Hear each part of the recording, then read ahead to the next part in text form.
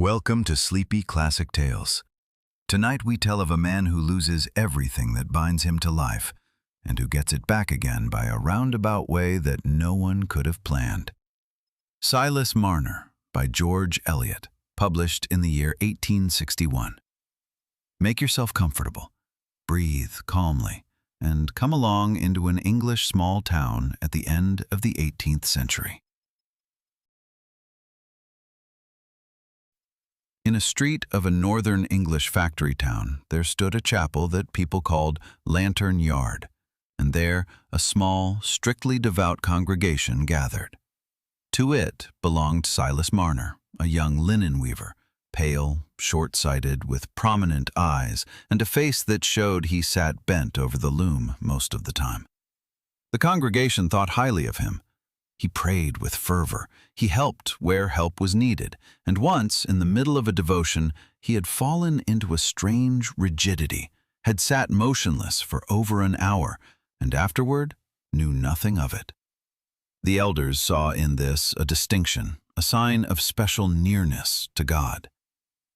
Silas had a friend, William Dane, who sat beside him and talked with him, and the two were so inseparable that in the town they were called David and Jonathan. Silas was engaged to Sarah, a young girl of the congregation, and the wedding was a settled matter. William thought little of his friend's fits. He said openly that such a thing looked more like the work of the evil one than of heaven, and Silas accepted it, for he held William to be the more pious of the two of them. At that time, the oldest deacon of the congregation lay dying, and because he had no relatives, the brothers watched by him in turns. On one of these nights, as Silas sat by his bed, the old man died. Silas did not notice it at once. He sat in his rigidity, and when he came to himself, it was 4 o'clock in the morning. The deacon was dead, and the money box that stood in the room was empty. The next day the elders came to Silas. In the deacon's drawer his pocket knife had been found, the knife that he had last lent to William, and in his own chamber behind the chest of drawers lay the empty bag. William stood by and spoke first. He admonished Silas to examine his heart, and he said what he thought of the fits. Silas listened to him and slowly grasped what was happening here. He said only that God would bring his innocence to light. According to the custom of the congregation, they did not go to court. They prayed and cast lots. The lot declared Silas guilty. Silas stood up and said a sentence that no one in Lantern Yard had expected. There was no just God who protected the innocent. There was only a lying God who bore witness against the guiltless. With that, he was expelled from the congregation. He went back to the loom and worked for 2 days without speaking to anyone. On the third, Sarah came and dissolved the engagement. A month later, she married William Dane, and shortly after that, Silas left the town. He wandered south and stopped in a village called Ravellow, which lay in a gentle, prosperous region, far away from everything he knew, with orchards, good pastures, and an old church. At the edge of the village, near an abandoned stone quarry, stood a small stone cottage. There he moved in and set up his loom. The people of Ravellow did not know what to make of him. A weaver who came from nowhere, had no relatives, never went to church, and whose eyes protruded as though they saw more than other eyes, was uncanny to them. They bought his linen because it was good, and they left him in peace. Once more he stepped out of his seclusion.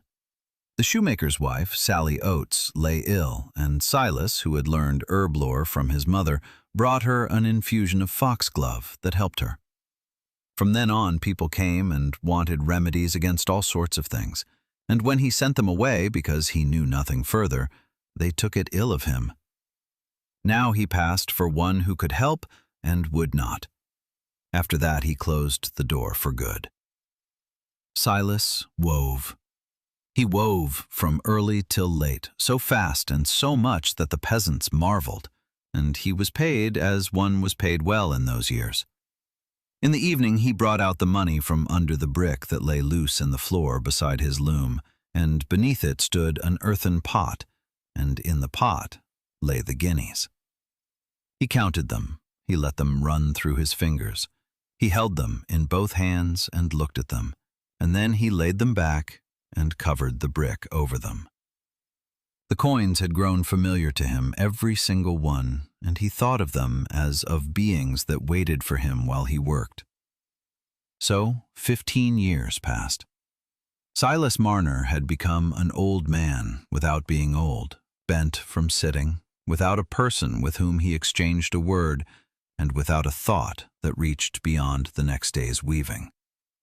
His gold grew, and his life grew narrower, and he noticed neither the one nor the other. The most distinguished man in Raveloe was Squire Cass, landowner, widower, a loud, hot-tempered gentleman who, by turns, spoiled and berated his sons, and in whose house there had been no order since his wife's death. The eldest was named Godfrey, a tall, fair, good-natured man of 26, whom everyone in the village liked, and to whom everyone predicted a good future, if only he would finally marry Nancy Lammeter.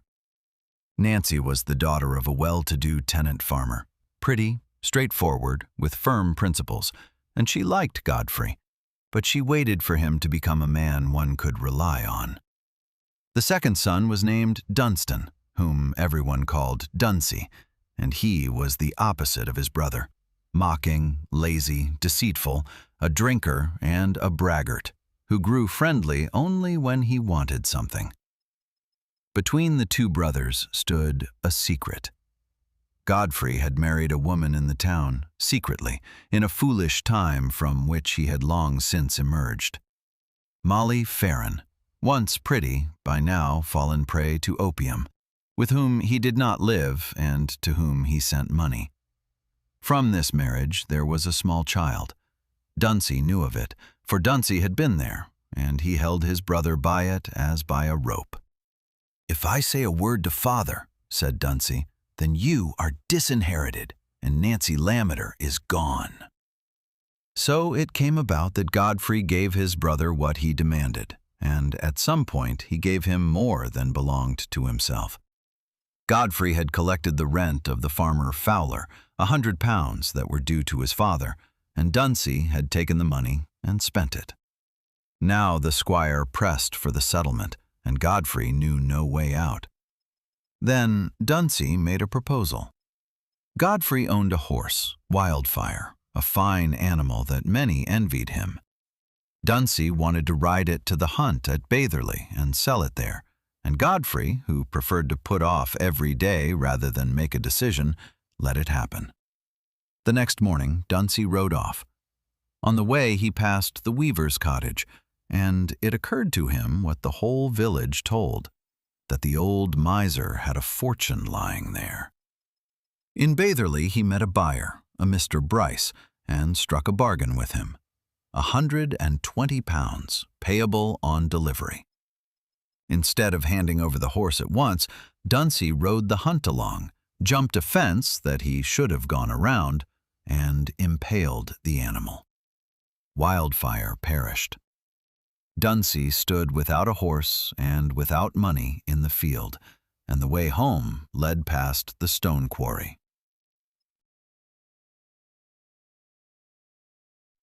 It had grown afternoon. Mist stood over the fields, and Dunsey walked back to Raveloe on foot, Godfrey's riding whip in his hand, on whose golden handle his brother's name was engraved. He had taken it because it looked good. On the way he thought, to come home without a horse and without money would not do. And then the weaver occurred to him again. Why should an old man who has no one and needs nothing leave his money lying under a brick when a young gentleman needs it more?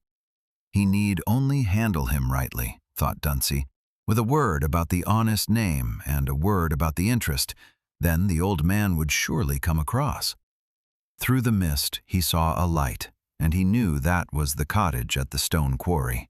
He knocked. No one answered. He pushed the door, and it was open, for Silas had grown accustomed in 15 years to no one coming. On the fire hung a piece of meat on a string. The table was set for a single person, and the weaver was gone. Dunsey stood in the empty room and grasped quickly. Perhaps the old man had died. Perhaps he would come back at once. In both cases, now was the moment. He looked around, and because he was a person who thought little and had much luck, he saw at once the place in the floor where the bricks lay differently than elsewhere. He lifted the brick and found the 2 leather bags, heavy, bulging, the work of 15 years. Dunsey took them under his arm, stepped out into the mist, and pulled the door shut behind him. Silas had been gone only a short while. He had wanted to fetch sacking that evening and had made the way to the village, and because the meat hung on the fire, he had not locked the door. When he came back, everything was as always. He took off his things, warmed himself, ate, and then, as on every evening, he lifted the brick. The pot was empty. He reached into it with his hand. He felt the bottom. He searched the whole hole with his fingers. He stood up and looked around and sat down again and reached in once more. Then he screamed a single time, loud and wild, and stood still and trembled. The first thought that gave him a hold was of a thief, for a thief can be pursued and caught, and what he has taken he can give back. Silas put on his hat and ran through the rain into the village. Silas came into the inn, the Rainbow, where that evening the wheelwright, the farrier, the butcher, and half a dozen others sat together and were just then arguing about an old ghost story. Into the silence after the exchange stepped the weaver, pale, wet, with bulging eyes, and for a moment many at the table believed that now the ghost stood bodily in the doorway. Then they recognized him. Silas could scarcely get out what had happened. He had been robbed. His money was gone. They should help him. They sat him down, gave him something to drink, and questioned him, and the farrier, who liked to be the cleverest, wanted to know whether the door had been locked and who else had known of the money. Silas answered everything truthfully, and while he spoke, something happened that had not happened for 15 years. The men of Raveloe looked at him and saw a human being. He wept before them, and whoever weeps is not one to be feared. The next morning the mayor came to the cottage. Everything was examined, and no trace was found, for the rain had washed the ground. Only a tinderbox lay near the stone quarry, and about that the village talked for weeks. They suspected a traveling tinker who had passed through the region in those days and questioned him, and he could confess to nothing, for he had done nothing. In the Cass house, meanwhile, life went on without anyone noticing a connection. That Dunstan had not come home struck no one. He often stayed away for days when he had been drinking or had debts, and they reckoned that he would turn up again. Godfrey learned from a Mr. Bryce that Wildfire lay dead in the field, fallen and impaled, and then he knew that he now had to step before his father and confess the £100. He did it in a bad hour. The squire shouted and threatened, and in the end let it rest at the threat, for on Dunsey there was no reckoning, and without Godfrey he stood without an heir. The one confession on which everything depended, Godfrey nevertheless still owed. Of Molly Farron and the child, he said not a word. He went into the Christmas days like someone who waits for a saving chance. In the cottage at the stone quarry, meanwhile, something else changed. The people came. They brought cake and pork, sat down with Silas and talked about his misfortune. And Dolly Winthrop, the wheelwright's wife, came with her little son Aaron, brought pastry, and the advice to go to church on Christmas Day after all. New Year's Eve came, and at the manor they gave the great New Year's ball, to which all of Raveloe came. Godfrey danced that evening with Nancy Lammeter, and was as happy as a man can be who knows that his happiness stands on a lie. At the same hour, out on the snowy country road, a woman walked, carrying her child on her arm.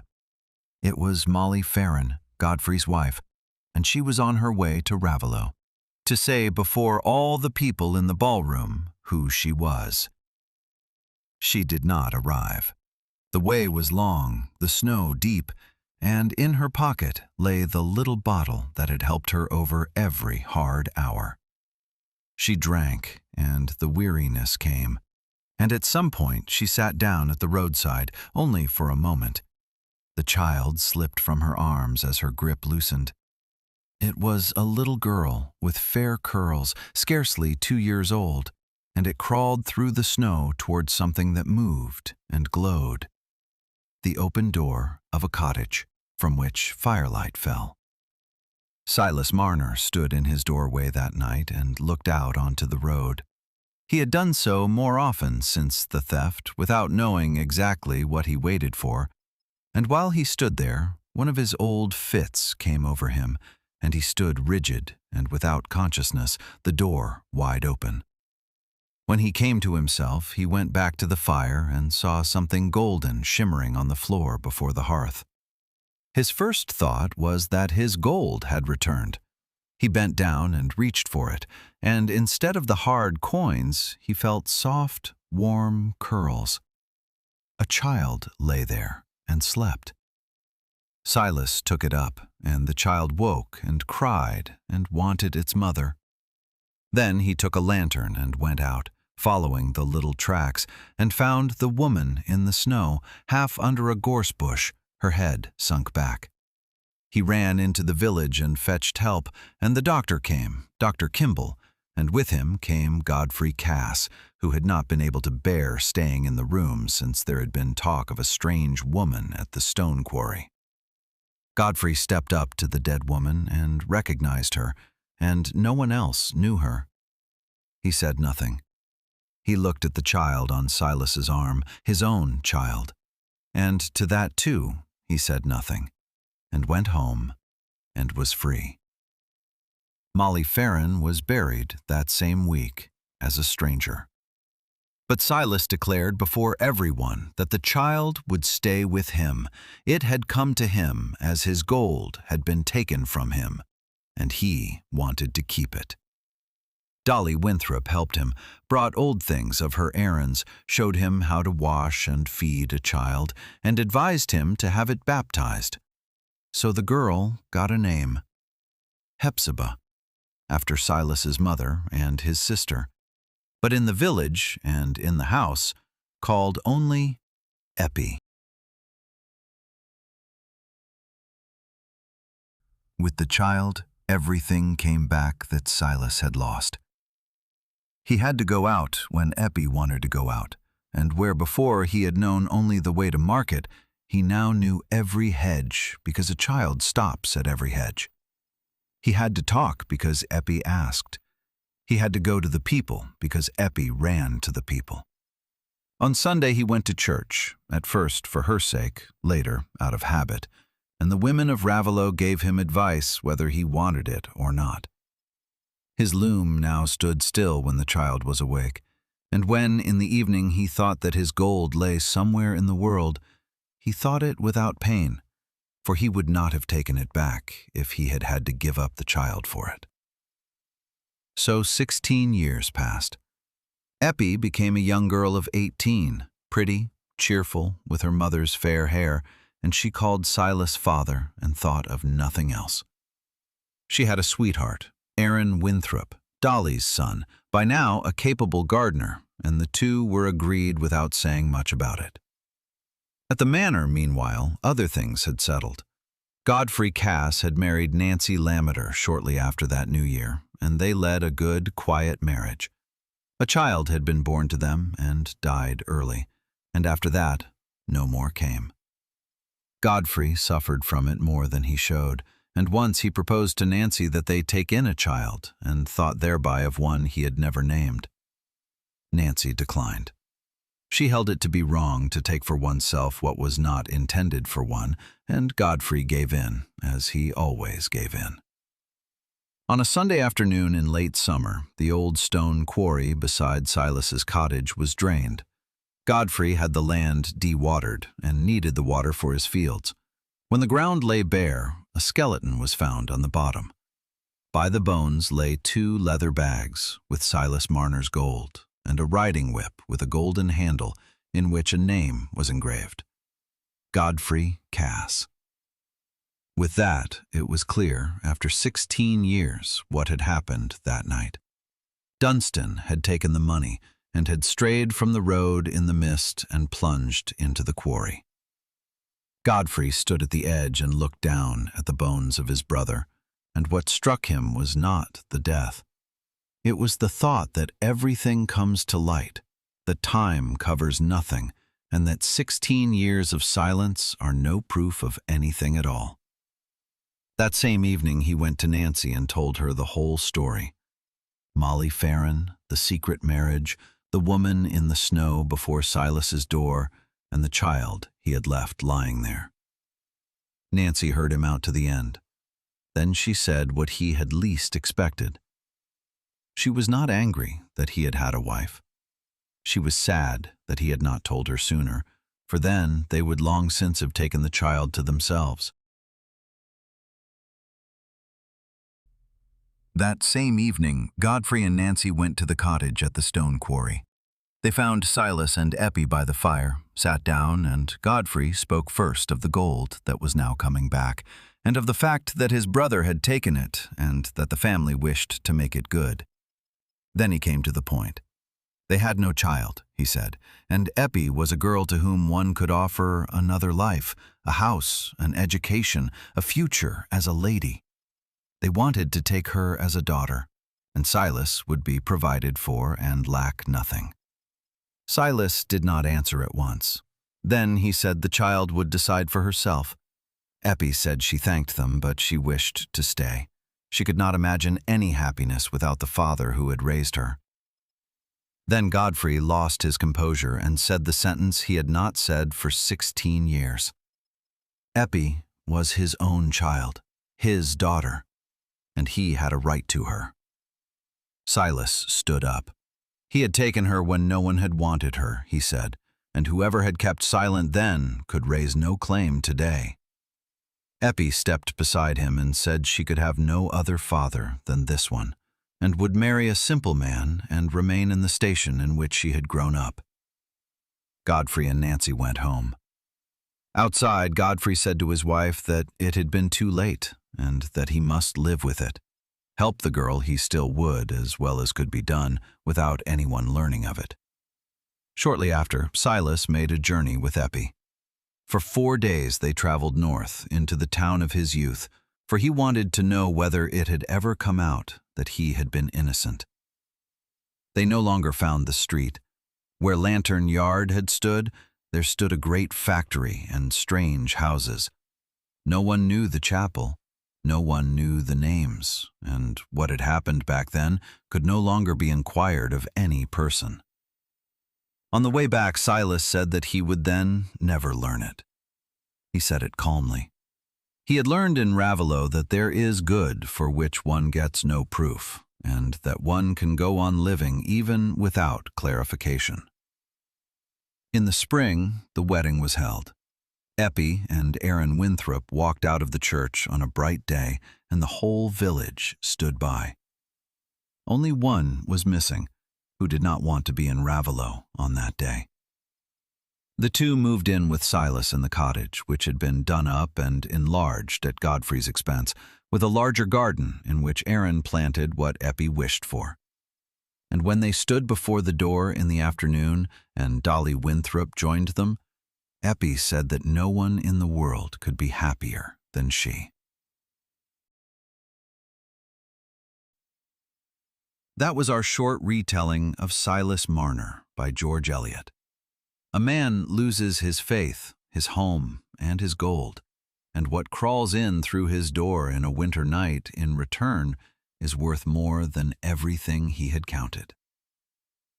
Good night, and if you like, we'll hear each other again tomorrow at Sleepy Classic Tales.